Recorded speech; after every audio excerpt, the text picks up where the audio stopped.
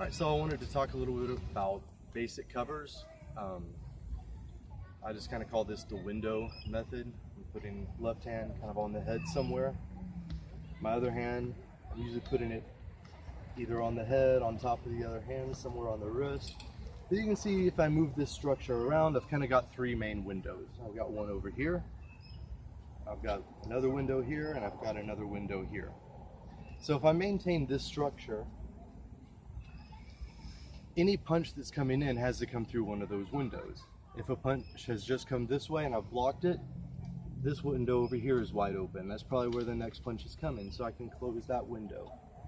Now you can see I've got this window open. This window is also kind of open, so it'll probably be one of those. I can either drop to block this one, or I can compress this to close this window. Let me back up just a little bit and explain why my cover is a little bit different from what you would see in boxing or something like that. In boxing, the idea is that, you know, I could get hit in the head, I could get hit in the body. So a position kind of like this is very conservative. Come in just a little bit. So because my elbows are low and into the body, I've got pretty good coverage of my rib cage, solar plexus. Like throw a jab or a cross straight down the center. Boom, boom, boom. So just by kind of turning the elbows in, rotating a little bit, I can cover the center line pretty well and throw some maybe hooking punches toward the body, ribs. Boom, boom, boom, boom. Without even really moving too much, I kind of have a shield that I can move around and absorb punches into the ribs. Now, my hands being kind of around my jawline, up around here, the idea is that this gives pretty good coverage for your jawline and chin. One difference in the street is people are fighting bare knuckle. So if I'm wearing big 16-ounce gloves or something, this covers a lot of space, plus it's a thick padding. So if I've got big gloves on, I've basically got two thick pads around here. If someone hits this, the padding is absorbing some of it, even if I'm not exactly blocking it.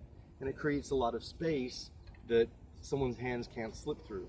And if he's also wearing big 16-ounce gloves, imagine a big, now kind of punch down the center, right? It seems like that couldn't get through. Fists are a lot smaller. Now, even if I have my hand sitting up here, like purposefully, like throw a hook as if you're gonna punch the back of my hand through my jaw, but don't knock me out or anything, right? That's still gonna do damage. You might even break my, metacarpals and stuff on the way in. What I'm doing is I'm taking this structure and I'm moving it up. All right, my hands don't offer a lot of protection, my forearms do. Now, even just by moving this up, you can probably tell that I'm still looking at you in between my forearms. I've got a window there, even if my elbows are touching. I've also got windows on either side. Now, some people are gonna say, yeah, well, what about the body? Yeah, I've compromised. By moving this structure up, obviously I've left my body a little bit more exposed. So I've got two answers to that, maybe three. Number one, in a street fight, people tend to be headhunters. I want to give you my best shot and just knock you out. People in the ring, in boxing ring,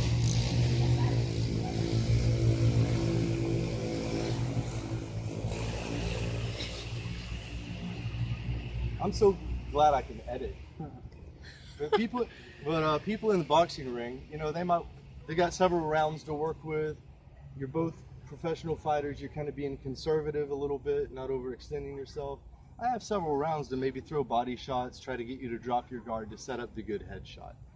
Street people tend to be impatient. If you've seen bar fights, street fights yourself, in person or on YouTube, whatever, you can see that this is true. People get in a fight and they're swinging for the head. So I am making a compromise. I'm prioritizing protecting my head over protecting my body. I can still fight if the wind gets knocked out of me. Like sparring, I had a guy nail me real solid in the solar plexus and it sucked. But before I had time to take him to the ground and put him in an arm bar. All right. If I get a broken rib, fighting for my life, adrenaline going and everything. You're getting sun, huh? Mm-hmm. So So I can fight with a broken rib. I cannot fight if I'm unconscious. So I would rather get hit in the rib, get a broken rib. Yeah, it's gonna suck. I can get it wrapped or put ice on it later or whatever. If I'm knocked out, what's gonna happen to me then? Especially 2 or 3 attackers. It's not a friendly fight. I don't know if they're gonna take me somewhere. I don't know if they're gonna do something to me after I'm unconscious. If I got my girlfriend or my kid with me, I don't know what they're gonna do to them once I'm unconscious. You gotta protect the light bulb, all right? So I understand that some people are gonna criticize me. Oh, you're leaving your ribs or whatever open. I don't care. Number 2, you can learn to absorb impact to your body pretty well. You can't learn to absorb impacts to your head as well. So throw just some light body shots. Just by kind of exhale. Now that happens when you get hit anyway. If you get hit, it's just do that early and it braces all of this. So you've got your breathing, you've got a sharp exhale. Also, you've got sort of flinching into it. The body has a lot of room to absorb impact. Only thing I ask is don't nail me directly in the solar plexus, because that is a hard one to take. I'm not gonna lie. Even that you can absorb some. Not 100%, but hit me in the solar plexus somewhat solid. I'm gonna try to absorb it. Okay.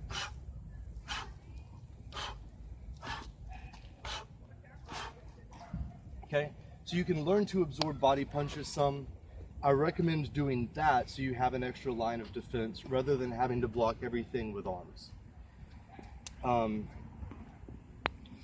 So there's that. And then third, I guess, is I can still block body punches without taking my hands off of my head. All I've got to do is move everything down. All right, so I'm going to go with a real high cover and throw like maybe a hook punch into the body. Boom. You see, I'm just dropping everything. Do the same thing, but maybe a rib shot here. Boom. So I can move everything down. Boom. And if they come too fast, I don't have time to do that. Again, I can also just absorb those shots. The other thing I'm keeping in mind that people don't have to think about in boxing is that there's probably going to be 2 or 3 people. So if there's 2 or 3 people, you might have 2 or 3 punches coming at you at the same time. One-on-one, he's either punching me in the head or he's punching me in the body. With 2 or 3 people, all 3 of them might be punching me in the head, right? Or 2 of them might be punching me in the head and 1 is gonna punch me in the body. So am I gonna do like, more of a classic boxing kind of cover, trying to use my elbows and stuff low, exposing my head to the other 2 just to block that 1 rib shot? I would rather get a broken rib, still have the lights on upstairs, still be able to defend myself, and be in a hell of a lot of pain for a few weeks afterwards. Granted, it's a fight against 2 or 3 people. You're probably gonna take a little bit of damage, but I hope that makes sense why I do it that way. So the first thing I'm gonna do is just the simple version of moving this up. I'm putting about the bend of the wrist around my hairline. Now your hairline might move a little bit over time. That's fine, just chase it. But you can see with my forearms kind of together, this will take a lot of impact from up front.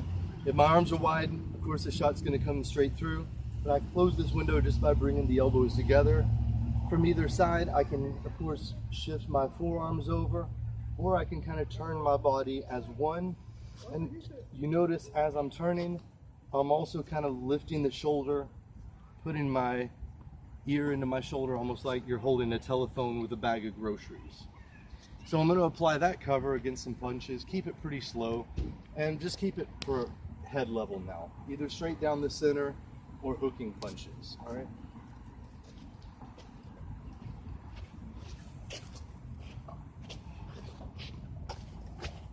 And you notice the other thing I'm doing, I'm starting to crowd him. That makes it harder for him to line up punches. I can control, to some degree, whether he throws straight shots or hooking shots by the distance. Don't move your feet, but throw a hook or an uppercut. he really can't do it. It's the wrong range. He can, I mean, unless it's just a really wide haymaker, which is easy to defend. Really, those hooking shots happen closer. This is where uppercuts and elbows and other stuff like that happens. At this range, it's really more about straight shots. You know, in boxing, they talk about, you know, kind of an in and out rhythm, and then there's more of a side to side rhythm. Same kind of concept applies here. So now I'm going to take that basic cover, and all I'm doing is shifting that over some. The reason I do that, like 95% of people are right-handed. And like I say, for street fights, people tend to want to line up this one big shot. So this is the side of my head that's probably going to be taking the most abuse. So I'm just going to go ahead and lift this shoulder and kind of close this window preemptively a little bit. I know this is what he wants. So I'm going to go ahead and kind of put my shield up. In terms of like old school warfare, it's almost like this is my shield arm, this is my sword arm, right? So, yeah, I mean, this is basically my cover. And this is over here. This can move around some. My hands are probably always either kind of on this part of my head, this part of my head, or somewhere in here. Okay. Now, as I'm demonstrating this, let's do it kind of stop motion.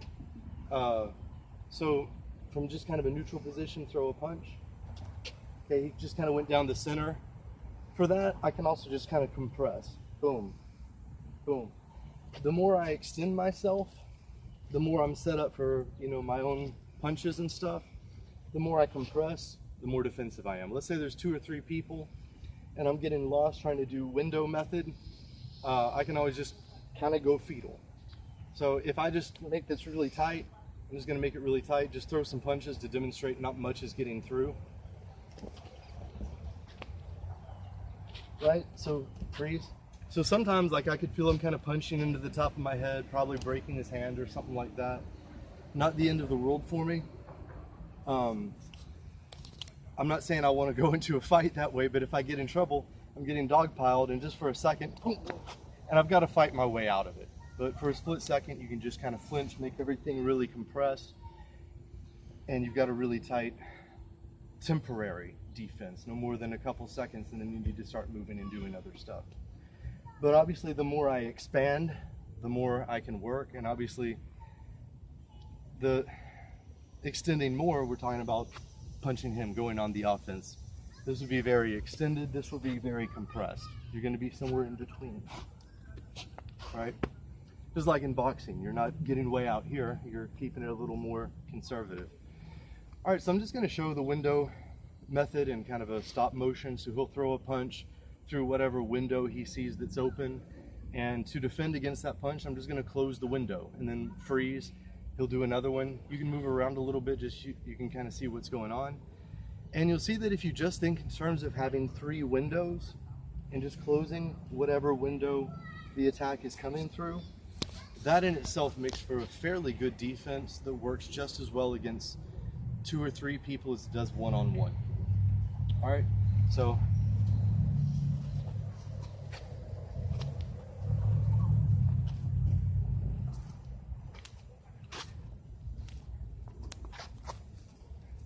now, one other thing you may notice, it's hard to see on camera, but my eyes.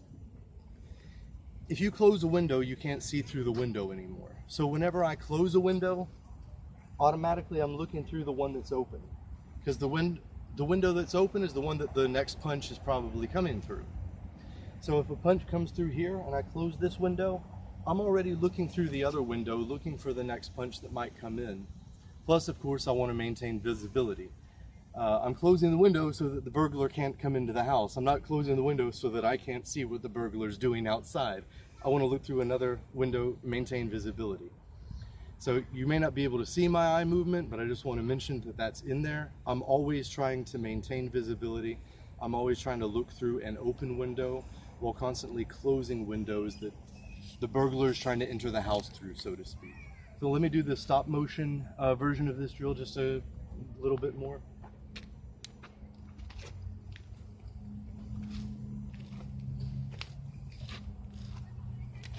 Okay, and you can see there just reactively, I saw an opening and I started to expand and go in. Now just throw this shot over the top. it was something like this. Now you notice from here, can you hit me with either arm? I mean, it's awkward, right? And I mean, then I'm gonna start working. And I'll show some techniques like that later. I'm really just trying to show the cover. If you have the cover down, I use that to get into different entries, different counterattacks, different takedowns, but this is kind of the core fundamentals of the system in a lot of ways. So now that you've kind of got the basic concept, you've seen it in kind of stop motion, and I recommend doing the drill in stop motion first. It'll help you get a good sense of boom, boom, boom, boom, boom. You also notice sometimes I would do a little bob and weave. Bob and weave, keep your hands up. Do not, bend over. Try to get more of a squat. You're basically sort of drawing a U shape with your head in the air, like you're a big felt tip marker that can wiggle or something. So to demonstrate the bob and weave briefly, this is another drill you can practice.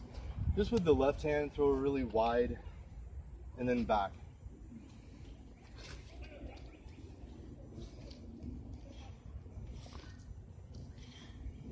And of course, at any point you can crash into it too, like we were doing before.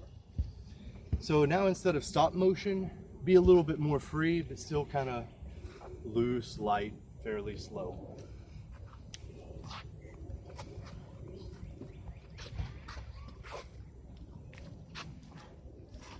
Okay, and for the sake of the drill, you'll notice that looks a little bit sloppy. It will. You're still covering it. Number two, for the sake of the drill, I might do that for a couple minutes at a time, just to get myself moving. For real, I never want to do that for more than 2 or 3 punches, and then I'm going on the offense. I'm not going to do like full takedown or like actually show technique, but at some point I'll clinch or grab you, or you'll see some kind of counter punch come in and then just stop. So throw kind of a flurry of punches and you'll see how I'll start to crash or get to some kind of entry. It might be rough because it's going to be just whatever happens. I mean, I covered, I kind of moved a little bit. I don't even know what he threw. Yeah, and then I just went to kind of taking the back. That would just be one example. Let me do that a couple more times. And I basically went to the same place. I'm gonna do something different. That time I just kind of wedged him and pushed him off balance. Now when he's all compressed, getting pushed back, it's hard for him to launch an attack. I mean, from here, then I can start to work to the back or to get control of the head or, punch, strike somehow, whatever. So I just want to point that out so that you understand when I do this drill where it's just moving around that's not what it really is. That's going to happen for like a couple seconds at the most. And then I'm going on the offense. But I feel like it's good to do like 30-second rounds for the sake of training. Just get you used to moving this around and kind of flowing with punches. With 2 or 3 people, sometimes you're under so much pressure that you have to kind of move around maybe a couple seconds longer before you see an opening.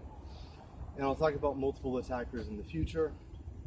But so now that we've done the stop motion version, we've done kind of more of a steady flow freestyle version. We're gonna do a little bit more force on force. We didn't bring gloves and mouthpiece, so not doing full contact, and be a little bit cautious. But you can put a little bit more impact on punches, a little bit closer to, maybe more like a half intensity kind of thing. Short rounds, I'll probably take a couple and then clinch somehow, just so we kind of agree once I like clinch or something, the drill or the round is over, okay? That way it's not like I grab him and then it's like, all right, we're done. I let him go and he blocks me. All right, so. Okay. And again, you see when we start moving freestyle closer to full speed, it's not smooth, it's not pretty, it's gonna be a little bit rough, but I got where I wanted to get. So same thing again.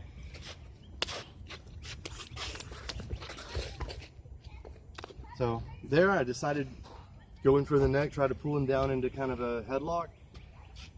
And again, ran into a little resistance. It was rough for a second in there, but then I managed to pull down.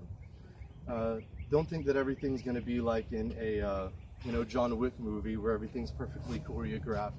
There's going to be rough spots in there where it's like, I went for this, there's some resistance, it didn't work. Either you can overcome the resistance and do what you intended to do, or I can't get through there, it's a closed door, so I got to find an open window somewhere else, so to speak. So that is a pretty good introduction, I think, to the basic cover, which again, just to review, basically I'm moving everything up, learning to absorb impacts to the body some, also learning to cover by dropping everything down if I need to actually cover something.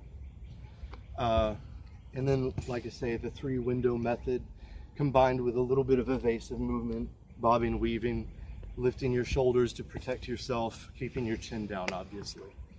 So I think that's pretty good for basic covers, and we'll move on to something else next time.